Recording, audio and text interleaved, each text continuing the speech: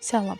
Qərar vermişəm ki, bundan sonra kiçik vloqlar çəkərək insanları maarifləndirim.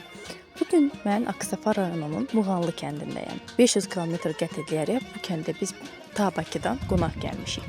Demək olar ki, hər il bu vaxtı Bakıdan bura gəlirəm ki, burada bitən sırf həmin o bitkinin dadına baxım. Düzdür, baldızım sağ olsun, bitkini yığır, təmizləyir, yuyur və göndərir, amma ki, onun özüm gedib yığdığımda aldığım ləzzətini hazır göndəriləndə, yeyiləndə almıram. Burada isə qızım mahnı dinləyir.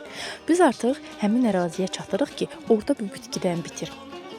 Və bu bitkini dərmək üçün bizə bıçaq və bir də yanımıza balaca bir selofan lazım olacaq. Nə bilim, vedrə də götürmüşük ki, birdən çox olar, çox dərərik.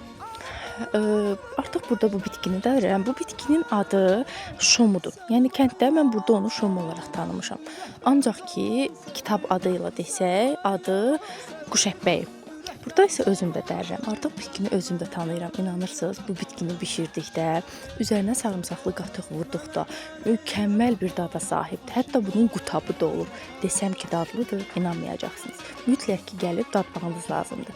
Bugünkü kiçik vloqumuzdan bu qədər. İnşallah gələn görüşlərə dək. Sağ olun.